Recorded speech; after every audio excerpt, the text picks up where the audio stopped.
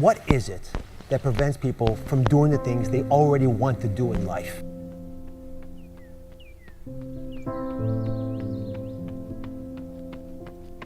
The most basic answer, I'm sorry it's so simple, but it's true, it's fear.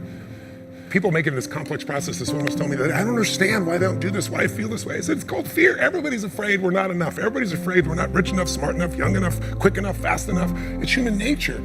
But the secret is to do it anyway. I know that sounds so simplistic. My work when I'm working with somebody is showing them how to condition themselves, like building a muscle, so that you take action first, automatically. Because if you don't do that, it's hard. You lose momentum. It's like, how do I get started? Where do I go? Do anything to start the process of moving forward rather than let fear stop you.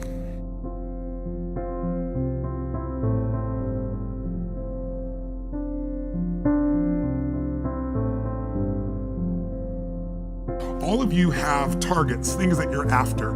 If you're gonna get a new result, if you're gonna grow your business, if you're gonna be able to support your mom, if you're gonna get rid of the anxiety, if you're gonna be able to overachieve and not have all that fear inside of you, you obviously need to get a new result.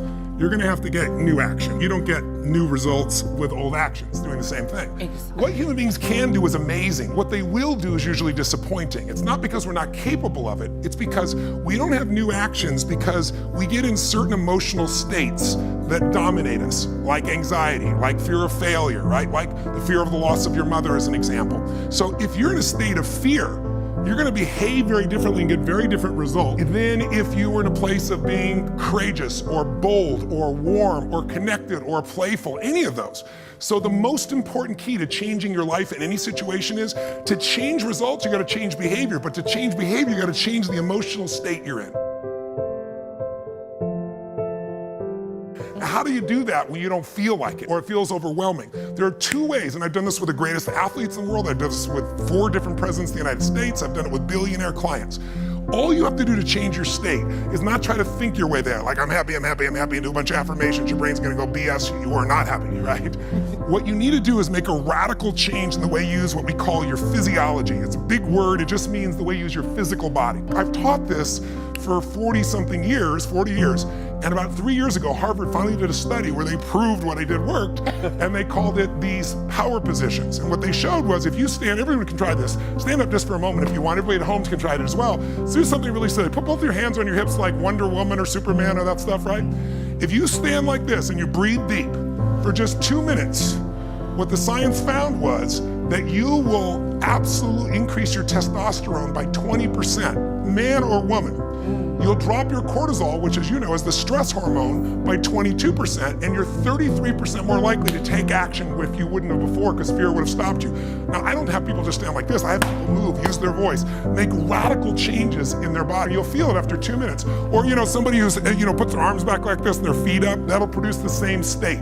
It produces more certainty in you, and that certainty gets you to take different actions. So if you are in a situation, you think of the worst scenario, your mom dying, no, my business goes under, I never achieve at the level I need to, all the things I have anxiety about, the minute you focus on them, you go into those states of fear, and then you behave fearful, and you get lousy results. And when you get lousy results, what does it do to your brain? You go, see, I told you I couldn't do this. It becomes this negative loop.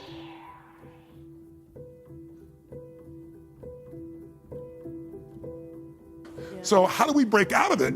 We change our focus by asking better questions. Answer this question in your mind. What is it in your life that you're proud of?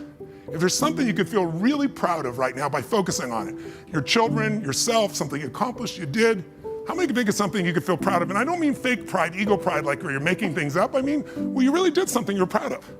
Good. Right now, close your eyes and focus on how it feels when you're really proud. Focus on that moment you're proud of. How do you breathe when you feel really proud? And if you're a little kid, what happens to your face when you're really proud? You don't hide it, right? There's that big smile on your face.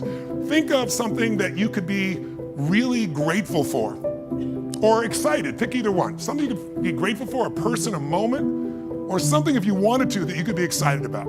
Let's use excited for a moment. How many could think of something in your life that if you focused on it, you could feel excited? All right, close your eyes. And just for a moment, all we're doing is changing your focus. Focus on what could excite you. Feel like it's really happening. Your mom's healing, you break through in the business, you're achieving the level you want. Anxiety is rid from my life. I'm on charge, I'm on top of it. How do you breathe when you feel really excited. Yeah. So if we change the state you're in, just by changing our focus or the way we use our bodies, it's got to be a radical change, right? Here's my question for all of you. If you focus on what you want, life has probabilities, there's no guarantees, but you increase them when you change your state. And that's really what this is all about. Learning to change your body and learning to change your focus.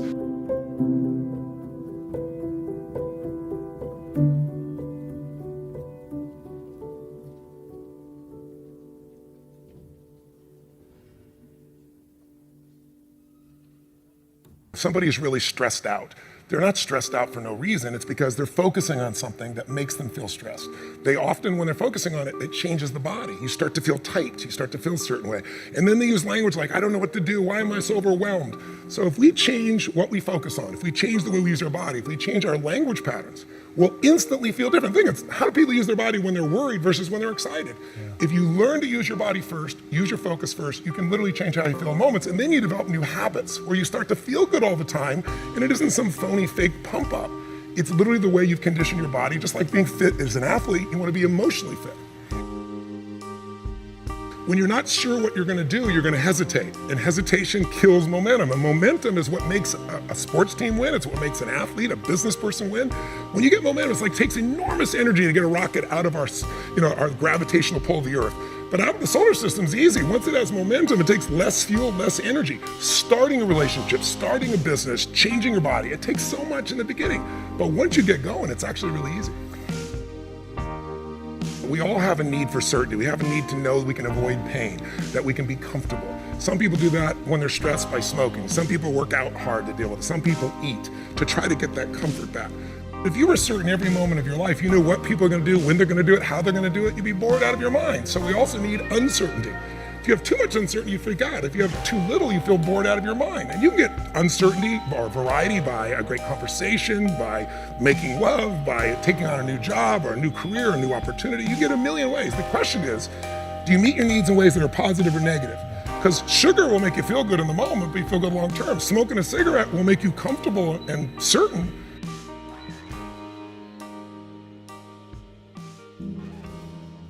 You see this in great actors or great entertainers. They'll come to me, and in the beginning, they work so hard to be significant, to be unique, to be special, to be important. What they really wanted was love. But now people stop on the street, and they'll say to me, they don't even know who I am. They just want my time. They just want this. They want a picture. They don't respect my family. They don't respect it. You'll hear them so upset. What they wanted was the love. We can have both. But the more significant I am, the more unique I am, the more separate I am from you. The more connected I am, then some people go, yeah, but where am I? Where am I special? So finding that balance between the two is what makes people feel alive. And we can meet all these needs in positive ways or negative ways. You can get significance by tearing other people down. Oh, they're lucky, they don't care, they took advantage of somebody. You don't know anything about them. You see people dealt with famous people all the time. Why are they tearing them down? Because if I don't feel good about myself, if I can make you smaller, I look like I'm moving up. But you're not, and it doesn't work. But if you do things where you significantly love someone, if you care for someone, you're the most significant person in life. If you try to prove you're significant, then you have kind of the Trump effect. Even people that like him will say, sometimes he can push people aside because he's telling everybody how special he is. That gets in the way of relationship. If we're going to connect, we got to not make ourselves significant. We got to find out what's significant in the other person and honor it. First four needs are the needs of the personality. We all find a way to be certain, even if we have to lie to ourselves or just work hard. We all find variety. We all find significance, even if it's tearing other people down. We all find at least connection, if not love. But the spiritual needs are to grow. When people say, what does it take to be happy? I say one word, progress. If you're not there yet, but you are starting to make some progress in your body, or progress on your relationship, or progress on your career, your finances, you're gonna feel good. And when you achieve it, how long do you feel good for? Not very long, because when you achieve it, you stop growing, you kind of celebrate, nothing wrong with that. But how long after you get that thing you wanted are you happy? A week, a month, a year, almost never a year. It's a short time, and the reason is we're not supposed to just sit there at the table of success and celebrate for years. We need to grow to feel alive, and everything in the universe grows or it dies. But when we grow, we have something to give. And when we give, people often say human beings are selfish. I've been selfish, I'm sure you've been at times, but that's not my core and it's not anybody's, and I'll prove it to you. When you're having, all of you at home and all of you here, when you have something great in your life that happens, you learn something, you experience something beautiful, what's the first thing you want to do? Tell people. Share somebody you love. Why? Because when you share with it, it expands. See, pleasure is something coming in from the outside. Happiness is something inside you that you share. And happiness is what people really want. Pleasure, you can get pleasure from alcohol or anything, but some people, it's all about me. When you're taking what's inside yourself because you've grown and you're giving it to someone you love, your children, a friend, a girlfriend, boyfriend, a coworker, anybody, there's an aliveness you can't feel by yourself. There's only so much pleasure you can feel. Happiness and joy comes when that expansion is shared.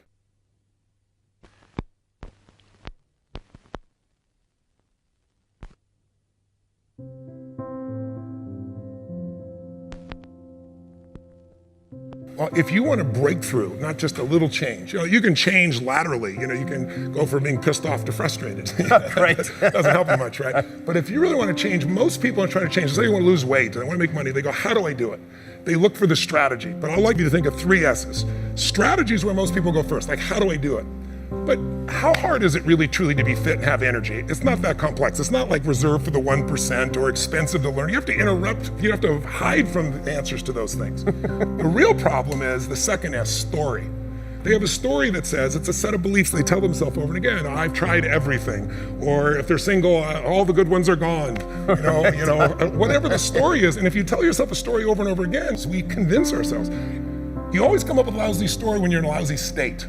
And so the number one thing I show people to do is how to change their emotional state. When you're feeling tired or frustrated, when you learn how to change your body so that you really feel excited and isn't fake, when you learn how to change your biochemistry, which is what I teach people to do, when you're upset with someone, do you ever notice how you can now remember everything that they've ever done that ever upset you, right? Yes. But when you're in love, what's wrong with life? What's wrong with anything? When you're in love, we have no money. Who cares? We're in love, right? So your emotional state controls the story you have about your life, and then your story determines whether you find a strategy, or even if you know the strategy, whether you really do it or not. When people say I tried, what they're really telling me is I have a story that says I should try this, but it's really not gonna work.